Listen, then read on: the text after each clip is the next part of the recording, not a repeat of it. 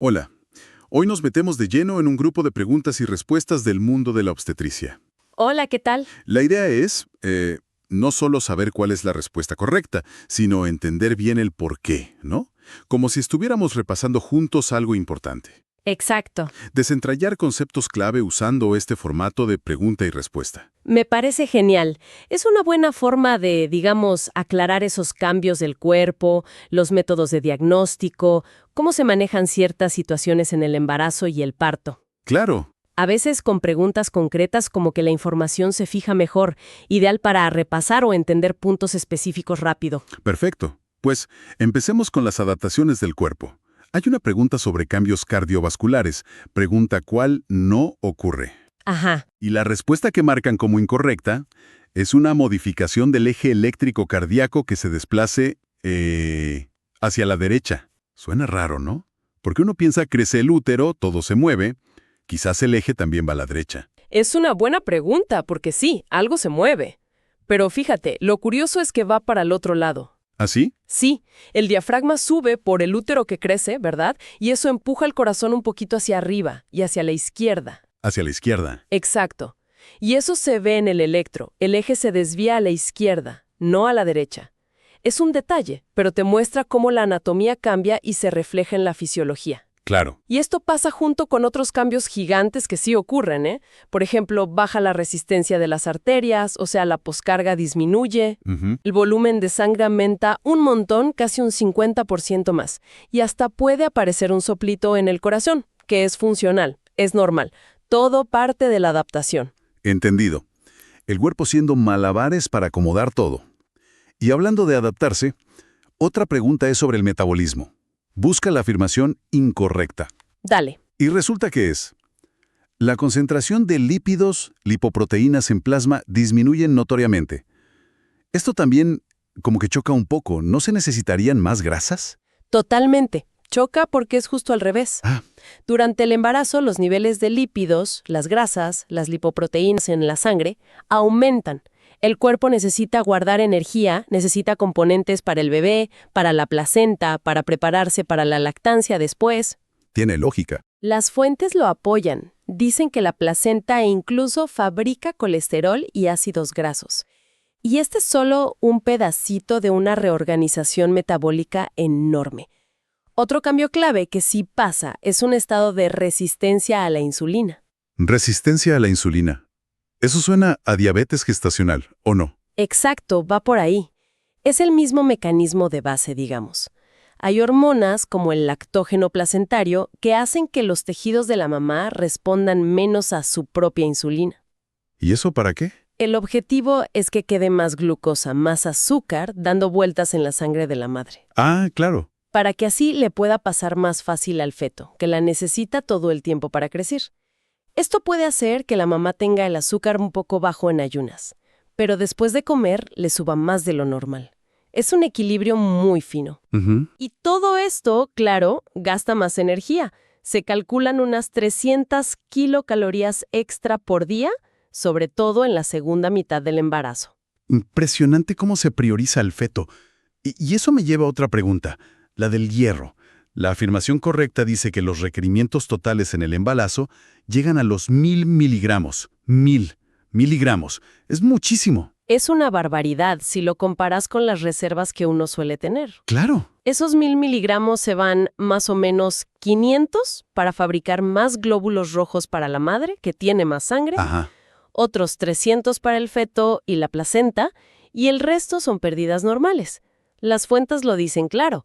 Esta demanda suele exceder las reservas maternas. O sea, no alcanza con lo que hay. Generalmente no, por eso la recomendación es casi siempre suplementar con hierro. Usualmente son 30 a 60 miligramos por día desde el segundo trimestre más o menos. A veces más si el control empieza tarde. El punto es ese, la dieta y las reservas solitas no suelen dar abasto. Queda clarísimo por qué casi siempre se receta. Y esto conecta con el volumen de sangre, ¿no? Había una pregunta específica, la 31, sobre cómo cambia. Sí, el cambio es tremendo. El volumen total de sangre aumenta entre un 40 y un 50%. Casi la mitad más. Sí, llega al máximo por ahí de las 32, 34 semanas. Pero aquí hay un detalle clave, que a veces se escapa.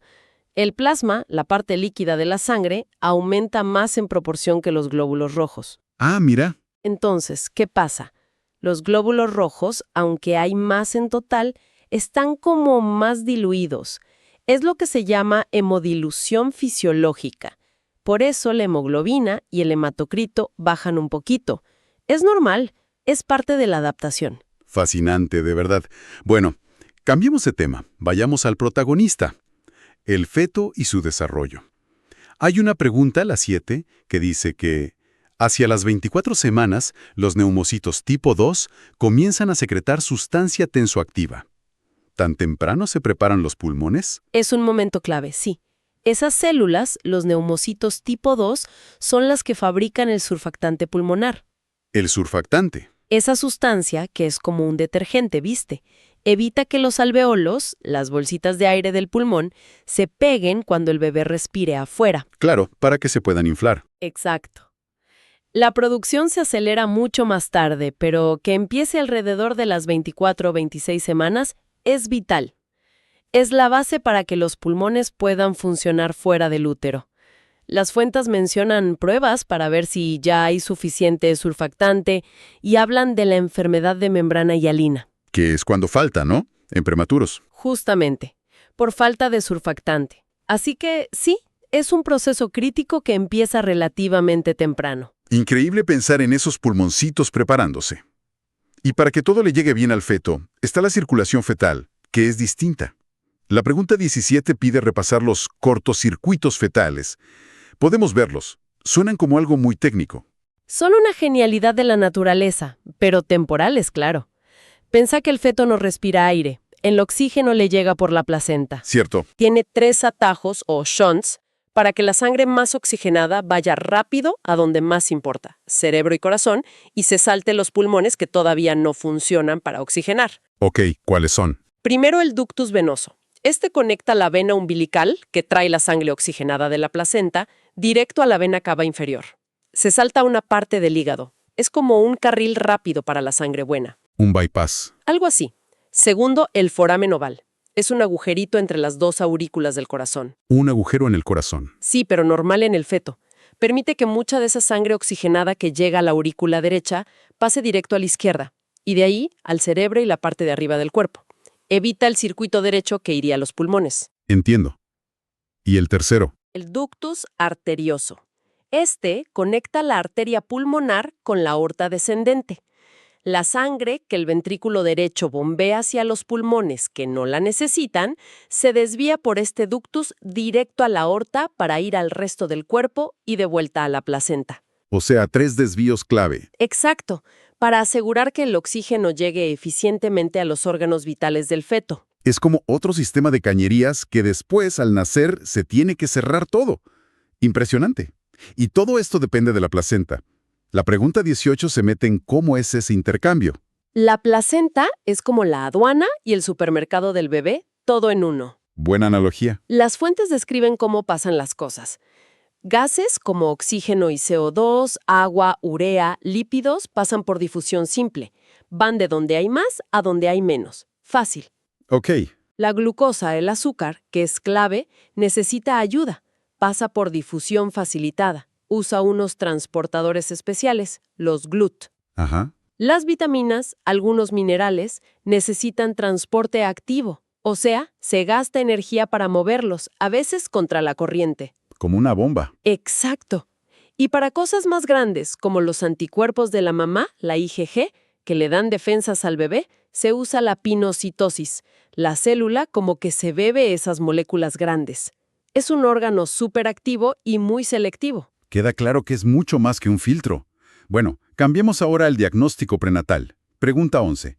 ¿Qué procedimiento tiene el riesgo más bajo de pérdida fetal? La respuesta es translucencia nucal y evaluación del flujo del ductus venoso.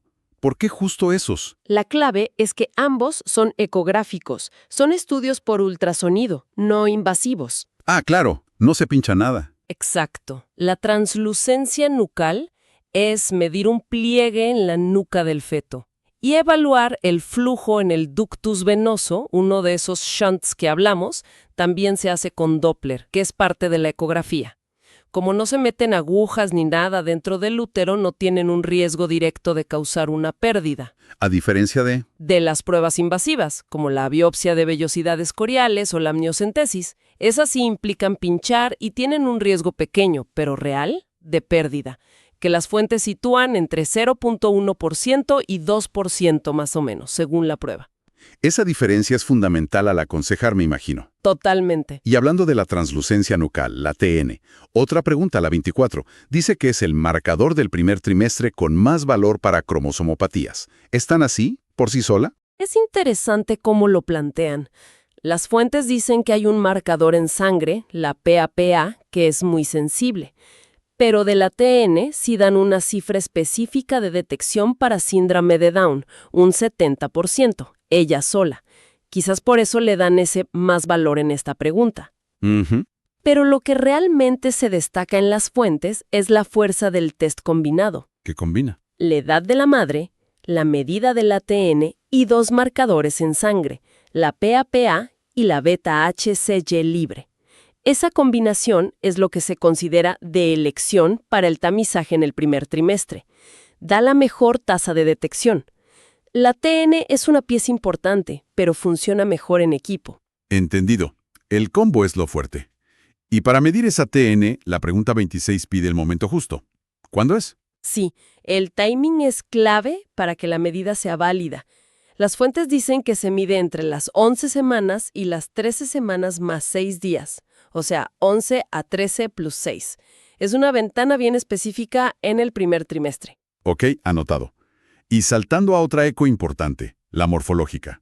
La pregunta 29 busca el mejor momento para hacerla, la que mira toda la anatomía del bebé. Esa se hace en el segundo trimestre. Las fuentes recomiendan entre las 18 y 22 semanas o a veces dicen 20 a 24 semanas. Es el momento ideal para detectar malformaciones estructurales. El rango de 19 a 21 semanas, que da una opción, encaja perfecto ahí. Bien. Ahora, una pregunta más general, la 36. De todas las evaluaciones prenatales, ¿cuál es la más importante en un embarazo normal? La respuesta es determinación de la edad gestacional. Está por encima de todo. Las fuentes la llaman fundamental y si lo pensás, tiene todo el sentido del mundo. A ver, Saber bien de cuántas semanas está el embarazo desde el principio es la base de todo el control. Te permite calcular la fecha de parto, claro, pero también programar cada estudio, cada eco en el momento correcto. ajá. Te permite saber si el bebé está creciendo bien para su edad, interpretar los análisis, planificar el manejo, una edad gestacional precisa, idealmente confirmada con una eco temprana, midiendo al embrión. La LLC, longitud cráneo-caudal. Eso, antes de la semana 14.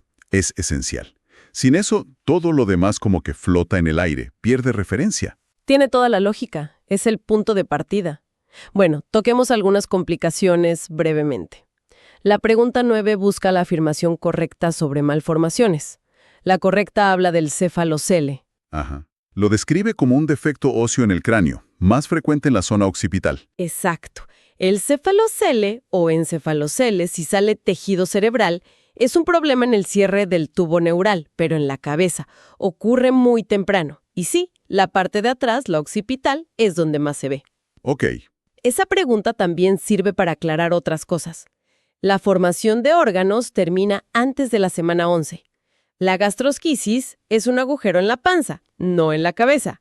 Y el onfalocele, otro defecto de la pared abdominal, sí se asocia con problemas de cromosomas, al contrario de lo que decía otra opción.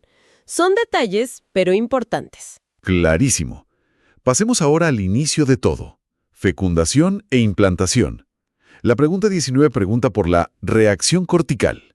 ¿Qué es eso? La reacción cortical es como el escudo protector del óvulo. Un escudo. Sí, apenas entra el primer espermatozoide, ¡pum! El óvulo libera unas sustancias que endurecen su capa externa, la zona pelúcida.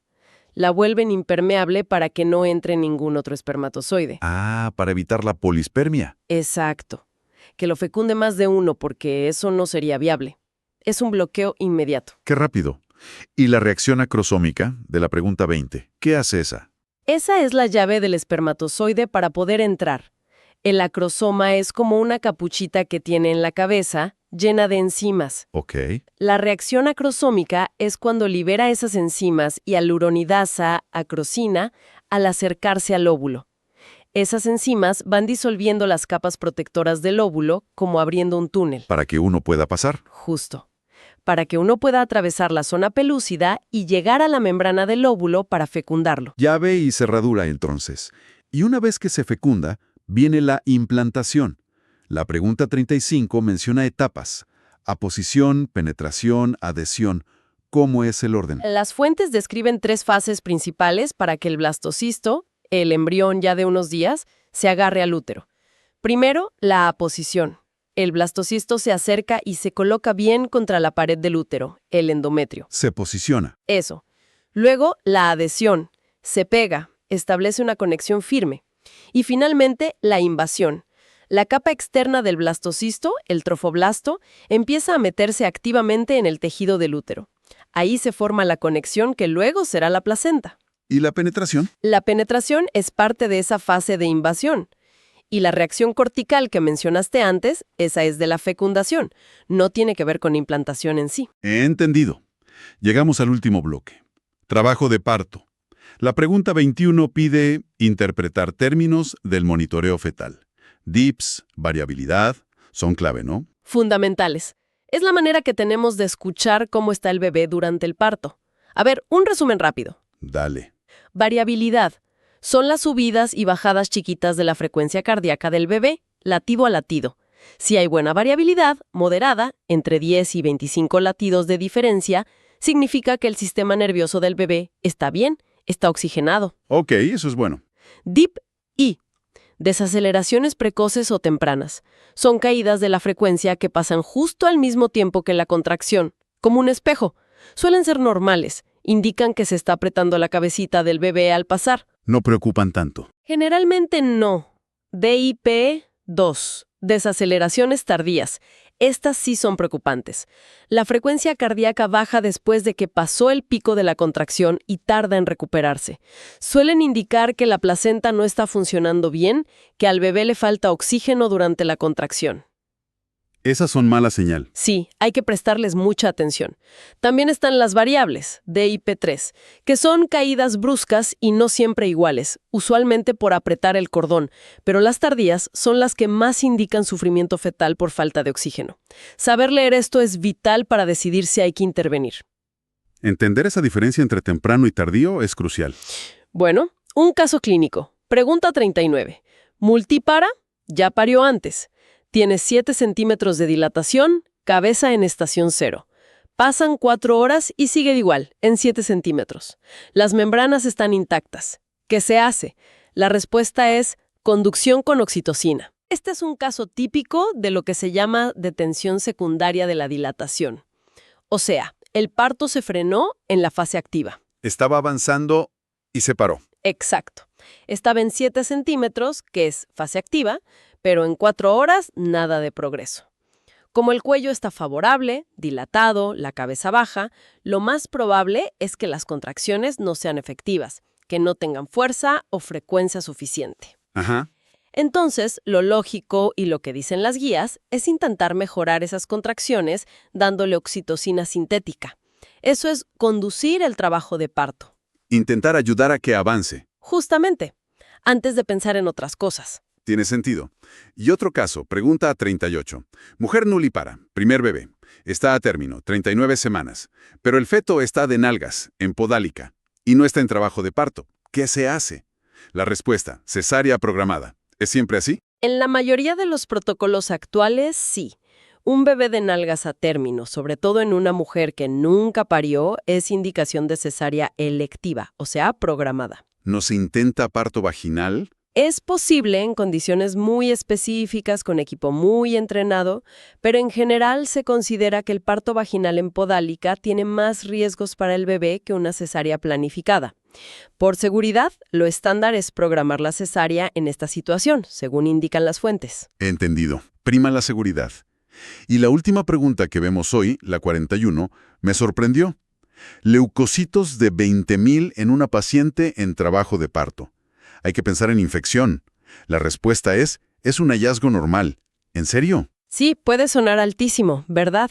Pero es otro de esos cambios fisiológicos del embarazo y el parto que hay que saber. A ver, El estrés físico del trabajo de parto causa una respuesta inflamatoria normal en el cuerpo, y eso incluye que suban los glóbulos blancos, la leucocitosis, principalmente los neutrófilos. ujú. Cifras de 20.000, incluso hasta 25.000, pueden ser totalmente normales en ese momento. No significan que haya una infección sí o sí, a menos que haya otros signos, fiebre, que el líquido amniótico huela mal, etc. O sea, no asustarse solo por el número. Exacto. Es importante no sobreactuar ante ese hallazgo aislado. Hay que ver el cuadro completo. Vaya, otro ejemplo más de que el embarazo y el parto tienen su propia normalidad, digamos. Tal cual. Bueno, recorrimos un montón de preguntas. Intentamos no solo dar la respuesta, sino entender la lógica que hay detrás. Creo que es un buen ejercicio para fijar los conceptos. Definitivamente. Tocamos temas súper variados. Cómo se adapta el cuerpo de maneras increíbles, momentos clave del desarrollo del bebé como sus pulmones o esa circulación tan especial, la importancia de las pruebas diagnósticas, sus riesgos y decisiones críticas en el parto. Sí, Explorar estas preguntas nos recuerda lo profundo que es este campo y cómo cada detalle se conecta con el bienestar de la madre y el bebé. exacto. Y me quedo pensando, toda esta complejidad que apenas rozamos hoy, ¿no? Es inmensa. Sí, lo es. ¿Qué nos dice esto sobre la necesidad constante de seguir aprendiendo, de actualizarse en áreas como la obstetricia, donde estás cuidando a dos personas al mismo tiempo y cada decisión cuenta muchísimo? Una gran reflexión. La necesidad de aprendizaje continuo es clave. Algo para seguir masticando. Bueno, gracias por acompañarnos en esta inmersión detallada. Hasta la próxima. Un placer. Hasta pronto.